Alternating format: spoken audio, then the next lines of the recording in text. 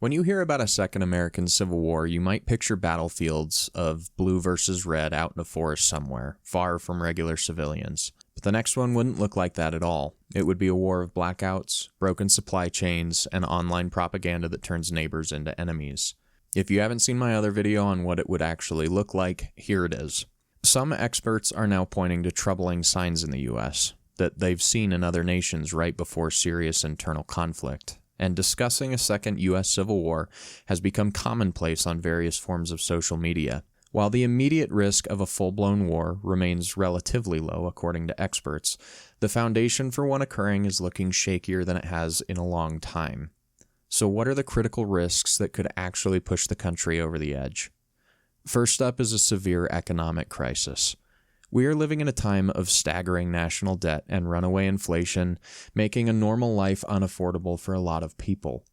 Over the last 5 years, we've seen cumulative inflation near 26%, and as such, the prices for basic items like food, shelter, fuel, and leisure have reflected that increase.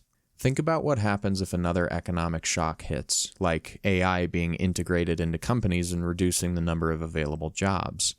It's quite possible this could be worse than the 2008 housing crisis. Savings would then be wiped out, unemployment would soar, and people would start defaulting on student loans, mortgages, and credit cards left and right. So when millions feel like they have nothing left to lose, society itself starts to fray, and the danger of widespread unrest gets very real, particularly from lone actors. Next is political polarization, and America has become deeply divided not just by policy, but by fundamentally different visions of identity, culture, and what it even means to be an American. Large segments of the population now see the opposing side not as fellow citizens with different priorities, but as an existential threat that wants to remake or erase their way of life. Elections feel less like a way to settle disagreements and more like a last-ditch defense of irreconcilable worlds.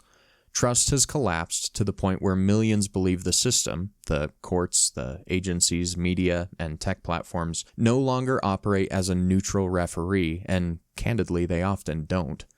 When compromise feels like surrender, and both sides are convinced the other will never again accept defeat gracefully, ordinary political tension hardens into something that can no longer be resolved at the ballot box alone. And that brings us to risk number 3, which is the total collapse of trust in the institutions meant to hold everything together. Think about the courts, the media, even the election process itself. When people stop believing in the referees, they start making their own rules. As of 2025, barely a third of Americans trust the federal government, and faith in all 3 branches is hovering near a 50-year low. Imagine a controversial Supreme Court ruling comes down, or we have another bitterly contested election.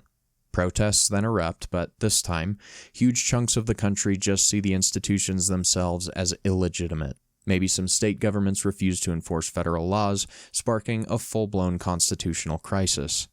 Once people lose faith in the rule of law, there's no peaceful way to settle our differences. And ultimately, this is the acid that would melt the bolts that hold the country together. Fourth on the list is the growing acceptance of violence as a legitimate political tool. Over the last few years, we've seen a frightening spike in threats and attacks on politicians, federal buildings, and even local election workers. According to the Pew Research Center, a huge majority of Americans, around 85%, believe that politically motivated violence is on the rise. A modern conflict wouldn't start with formal armies. It would look more like decentralized guerrilla-style clashes. It would be small, armed groups feeling emboldened to act on their own. Foreign adversaries would also easily use propaganda to fan the flames. This cycle of tit-for-tat violence is how a modern civil war likely ignites, not with a grand declaration, but as a slow, corrosive burn that escalates until the whole country becomes a tinderbox. And unfortunately, we have seen a lot of this in 2025. The final risk is one that could lead to a complete catastrophe, a breakdown in the chain of command within the military and police. A 21st century civil war in America wouldn't be 2 giant armies meeting on a field. It would be defined by a much scarier question. Who do the police and military side with? Or worse, do their loyalties fracture? Imagine police in one city refusing to stop a riot because they secretly agree with the rioters. or, in the most extreme scenario, a faction of the military refusing to follow a direct order from the federal government. This would be the absolute tipping point. The moment the government loses its monopoly on violence, the entire system fails. While most experts do agree that this is still highly unlikely, it's the final guardrail preventing the other 4 risks from sending the nation into a freefall. So you have economic despair, political hatred, a loss of faith in the system, rising violence, and the final possibility of institutional breakdown. Each of these risks feeds the other, creating a dangerous feedback loop. This video is really just a summarization of what the possible factors are, but the reality is that there are dozens more that were not mentioned in this video. So while a full-scale civil war is not a foregone conclusion, the warning signs that experts track are definitely here. So I'm curious what you think the biggest threat facing the country in regard to potentially setting a civil war off is.